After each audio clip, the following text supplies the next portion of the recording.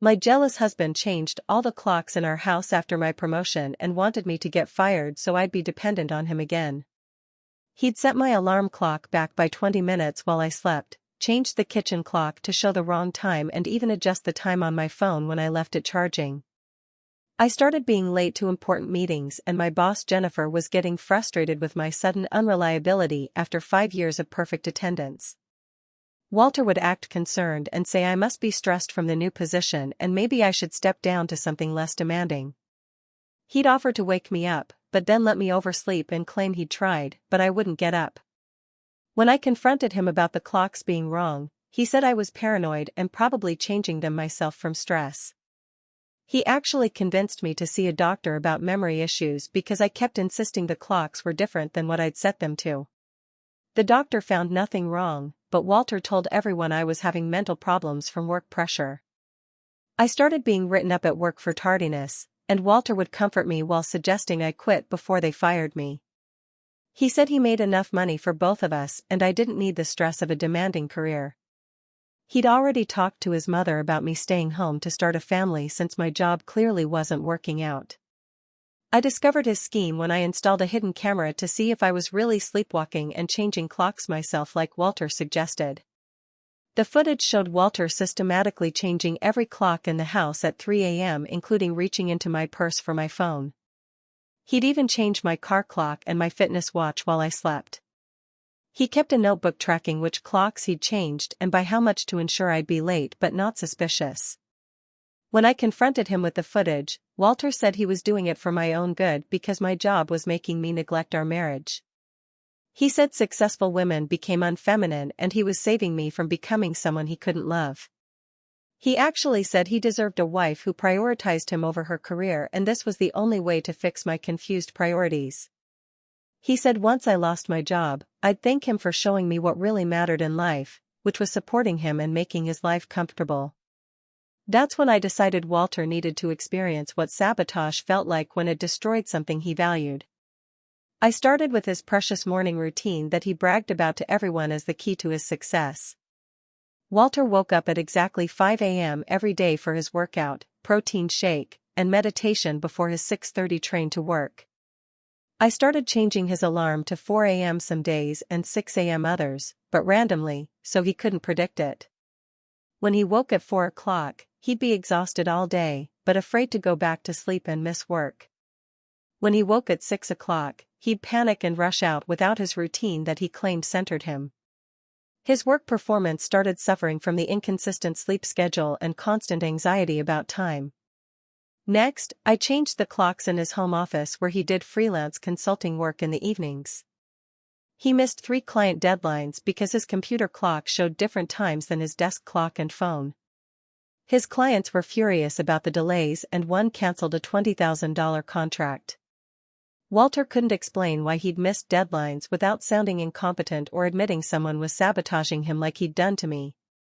I started calling his office pretending to be his secretary and rescheduling his meetings to different times. He'd show up an hour early or completely miss important presentations. His boss pulled him aside to discuss his sudden unreliability and suggested he might be having substance abuse issues. Walter tried to explain that his calendar was being changed, but nobody believed him because why would someone do that? The real consequence came when I changed the time on his phone the morning of his biggest presentation to the board of directors. He arrived 2 hours late to find they'd given the project to his colleague, Robert, who'd been prepared and on time. Walter lost the promotion he'd been working toward for 3 years because the board said they couldn't trust someone who couldn't manage basic time management.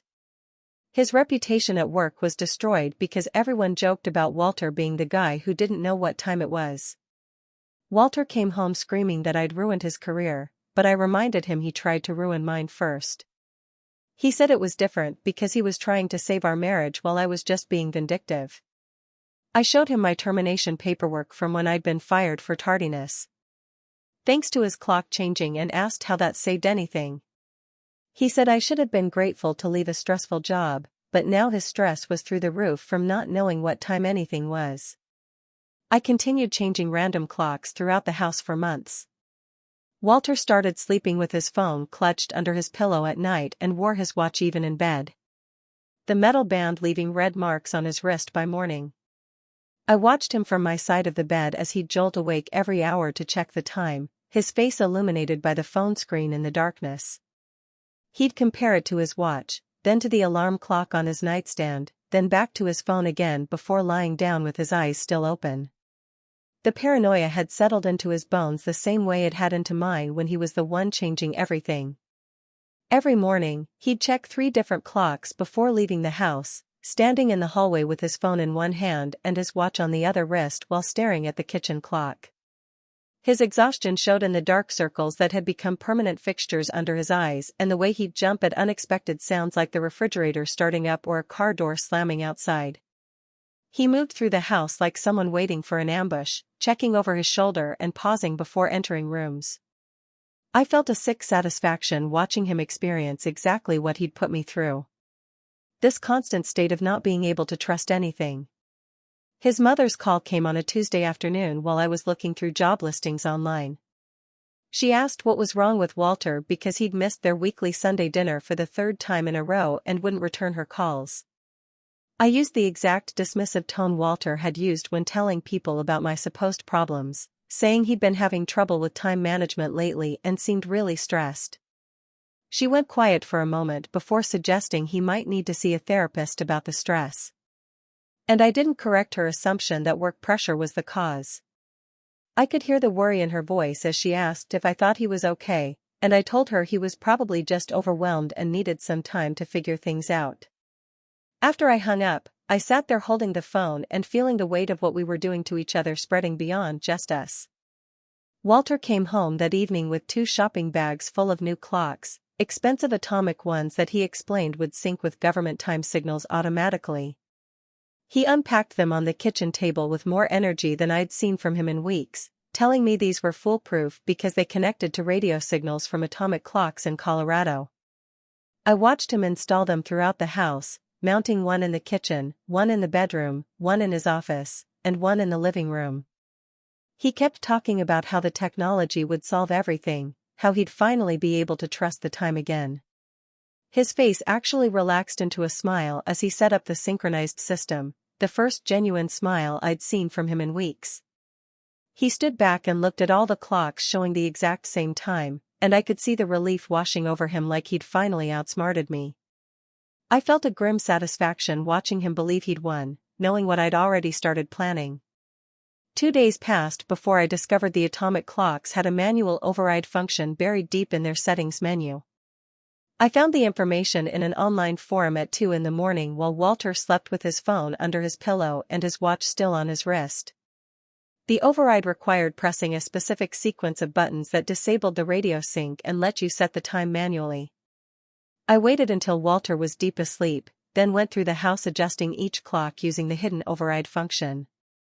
His carefully built time fortress crumbled with a few button presses per clock.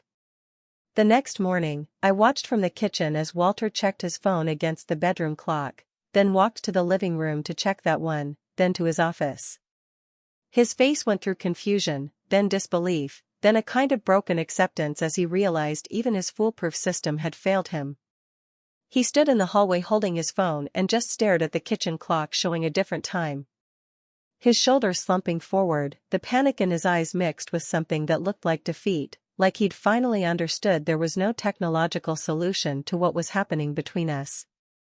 Walter stopped going to his freelance consulting clients after that, telling them over the phone that he needed to take a break for health reasons. I overheard him in his office one afternoon explaining to someone that he couldn't trust himself to show up on time anymore. His voice hollow and ashamed in a way that made my stomach twist. He said he was dealing with some personal issues and would reach out when he got things sorted. But we both knew he wasn't sorting anything. The loss of that freelance income meant we were now living only on our savings since I'd been unemployed for months thanks to his original sabotage. I checked our bank account online and watched the balance dropping every week as we paid the mortgage, utilities, and groceries with nothing coming in. Walter spent most days in his office with the door closed, not working, just sitting there doing nothing that I could tell. Our money situation forced us to have a conversation we'd both been avoiding, sitting at the kitchen table with bank statements spread between us like evidence at a trial. Walter suggested I should probably look for a new job since we couldn't keep living off savings much longer. I laughed, a bitter sound that came out harsher than I meant, and reminded him that getting me fired and dependent on him was his plan all along before I ruined his career, too. He didn't argue, just looked down at the statements showing our account balance dropping toward zero. We sat there in silence for a while, both of us knowing we should discuss stopping the clock games, but neither willing to offer that compromise first. The stubborn hurt in both of us was stronger than the practical need to fix our situation. Walter finally gathered up the statements and left the room without saying anything else, and I stayed at the table, feeling the weight of what we'd done, settling over everything. I started going to job interviews the following week, wearing my best suit and trying to explain the gap in my employment without sounding crazy or bitter. The first interviewer asked why I'd left my previous position, and I said it hadn't been a good fit anymore, which was technically true, but felt like a massive understatement. The second interview went worse when they asked about my gap and why I'd been fired for tardiness after 5 years of perfect attendance. Saying my husband sabotaged me would sound paranoid and unstable, like exactly the kind of person they wouldn't want to hire. Explaining I'd been focused on revenge against him would sound even worse, like I had serious judgment problems. I sat in my car after the third interview and realized Walter's original scheme had left permanent damage on my professional reputation that my retaliation couldn't fix. Potential employers saw someone unreliable who'd been fired and then unemployed for months, and there was no good explanation I could give them that wouldn't raise red flags. Walter's boss called the house one evening asking to speak with him about a performance improvement plan, which I knew from my own corporate experience was code for a last chance before firing.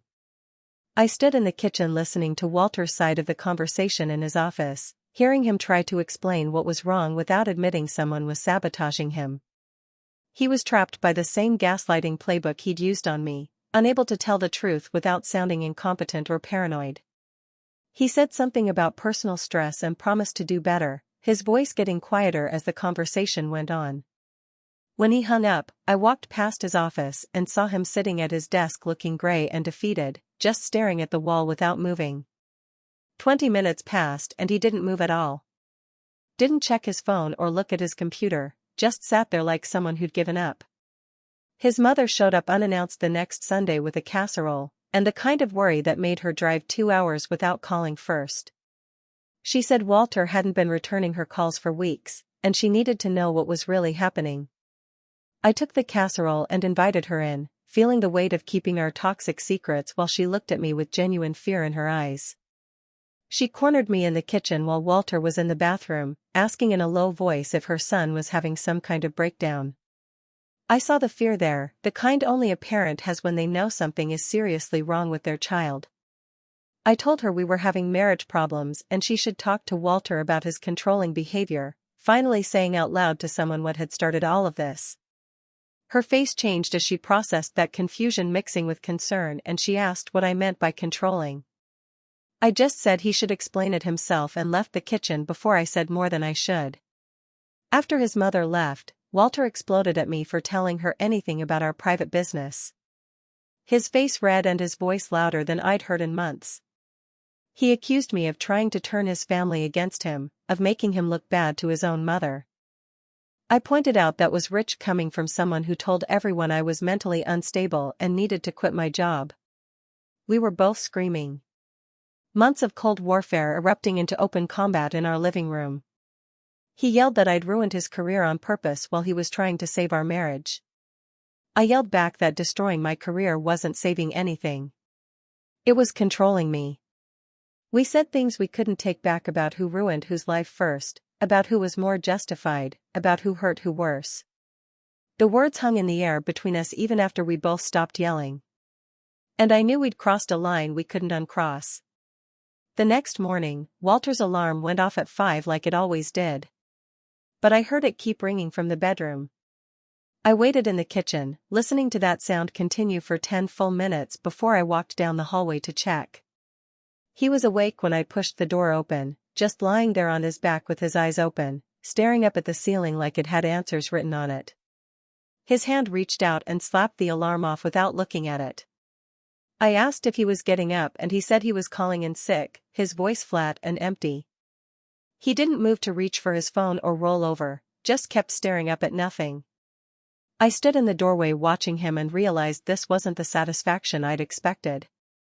This wasn't Walter angry or defensive or trying to manipulate his way out of consequences.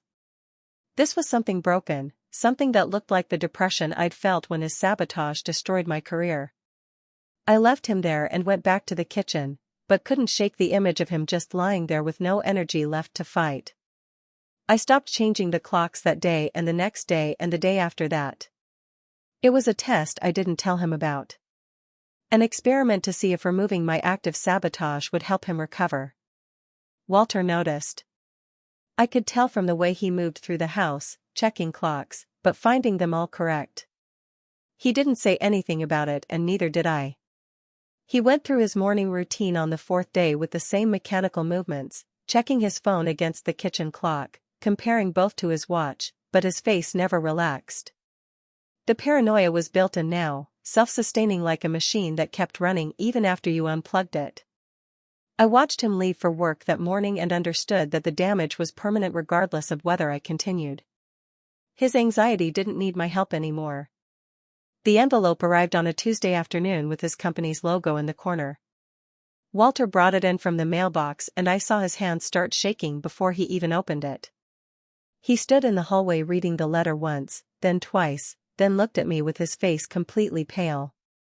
He held it out without saying anything and I took it. The words were corporate and polite, but the message was clear. Termination effective in 2 weeks, performance issues, unreliability, unable to meet standards. I felt this weird mix of emotions that didn't make sense together. Part of me felt vindicated, like finally he understood what he'd done to me. But another part felt sick looking at his shaking hands and remembering how I'd felt reading my own termination letter. We were both unemployed now, both victims of the same sabotage playbook, both trapped in this house full of clocks that had become symbols of everything we'd destroyed. Walter took the letter back and walked to his office without speaking. I heard the door close and knew we'd crossed into territory neither of us had planned for. I found him at 2 o'clock in the morning sitting at his desk with his computer on.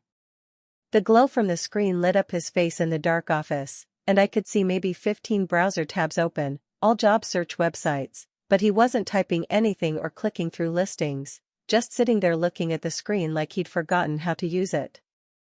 I asked what he was doing, and he said he didn't know how to explain any of this to potential employers. The gap would raise questions, the termination would require explanation, and what could he say that wouldn't make him sound incompetent or paranoid? His confidence was completely shattered, he said. And I heard my own voice from months ago saying similar things to myself in this same room.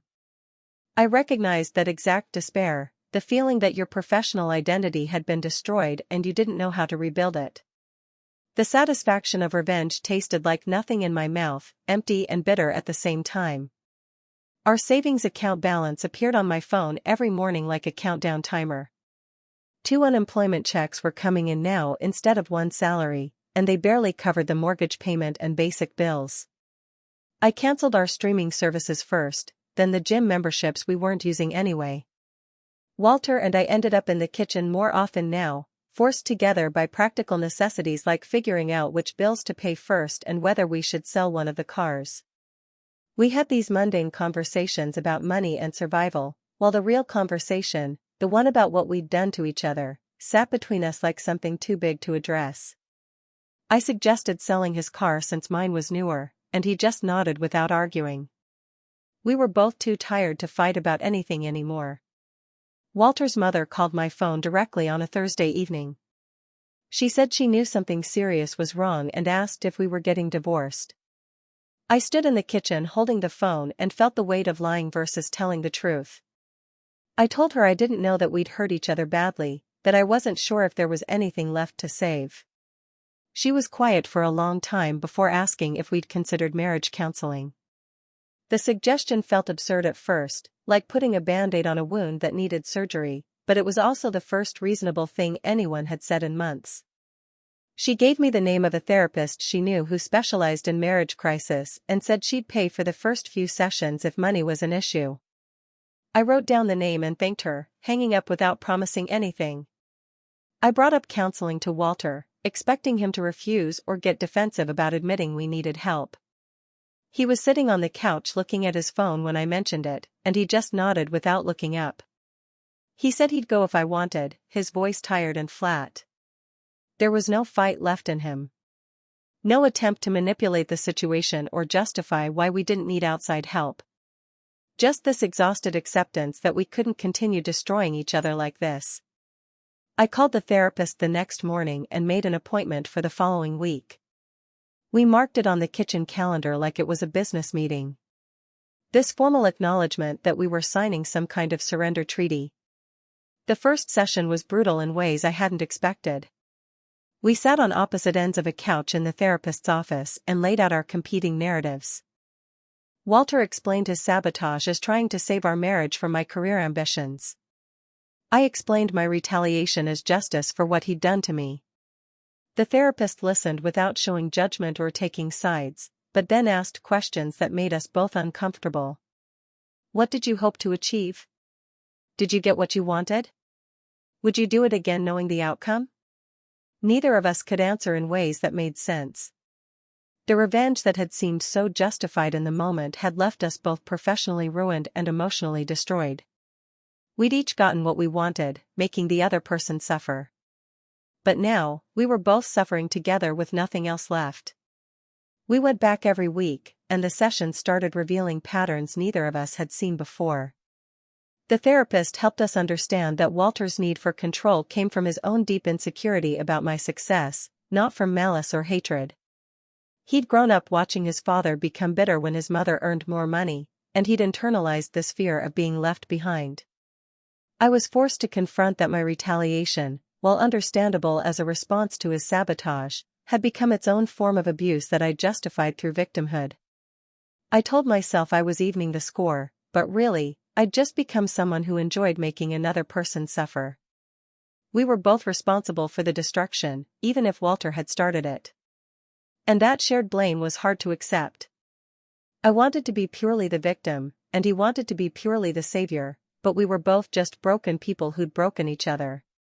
Walter apologized in a session during our 5th week, and it wasn't like his previous defensive justifications.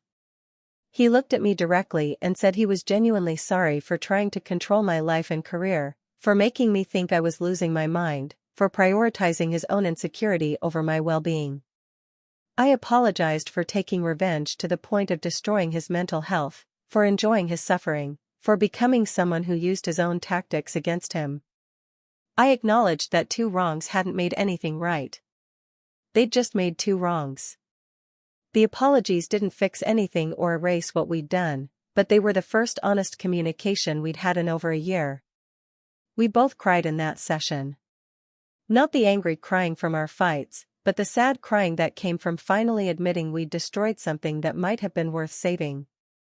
The therapist suggested separation during our 7th session, and neither of us argued. We went home and divided the house in silence. Walter packing his clothes while I watched from the doorway. He loaded boxes into his car without looking at me, and I felt relief instead of sadness when his tail lights disappeared down the street. His mother called that evening asking what happened, and I told her we needed space to figure things out individually. The house felt bigger without him, emptier, but also lighter, like I could finally move through rooms without calculating what he might be planning. I slept through the night for the first time in months without waking up to check if he was changing clocks. The quiet was strange at first, almost uncomfortable, but then it became peaceful. I stopped checking over my shoulder constantly and started noticing small things like how the morning light came through the kitchen window. The relief showed me how sick we'd both become. How living together had turned into a constant war where neither of us could relax. I started job hunting 2 weeks after he left, applying to positions in marketing instead of my old field. The gap in my work history raised questions during interviews, but I practiced explaining it as personal circumstances without going into details. One company hired me for an entry-level position that paid less than half what I'd made before, but I took it anyway. Starting over felt humbling, but also clean, like I was building something new instead of trying to salvage something ruined. Walter texted me about the water bill 3 weeks into the separation, and I responded with the amount I'd paid. Our messages stayed practical and short, discussing utilities and mail without any personal content. He mentioned starting therapy on his own, and I said that was good. The distance between us felt necessary, like we both needed to breathe air that wasn't poisoned by revenge and control. I learned he was working with his therapist on issues from his childhood. How his father had reacted badly when his mother's career took off. The texts became slightly warmer over time. Not friendly exactly, but civil in a way we hadn't managed while living together. 4 months passed before we agreed to meet for coffee at a place halfway between his mother's house and mine. I arrived early and watched him walk in looking thinner and tired but calmer somehow. We ordered drinks and sat across from each other like strangers negotiating something important. He started talking first, admitting he'd sabotaged me because he was scared of being left behind if I became too successful. I listened without interrupting and then told him I'd taken revenge too far, that I'd wanted him to hurt the way he'd hurt me, but it hadn't made anything better. We both acknowledged the marriage was over, that too much damage had been done for us to recover what we'd had. He suggested divorce and I agreed, and we decided to handle it without fighting over every possession and asset. There was sadness in his eyes when he said goodbye, but also relief that matched what I felt. We were finally being honest instead of trying to win or hurt each other. The divorce papers arrived 6 months after he'd moved out, and we signed them at the lawyer's office without drama. We split the house sale proceeds evenly and divided our remaining possessions fairly. I moved into a small apartment closer to my new job and bought simple furniture that was just mine. The clocks on my walls all showed the correct time, and I never thought about checking them against each other. I started dating someone from work who asked about my career goals and listened when I talked about wanting to move up. Walter texted occasionally to check in, asking how I was doing in a way that seemed genuinely interested rather than controlling. I asked about his therapy, and he said he was making progress on understanding why he'd needed so much control. We weren't friends exactly, but we were two people who'd survived something terrible together and come out the other side. The apartment felt like mine in a way the house never had.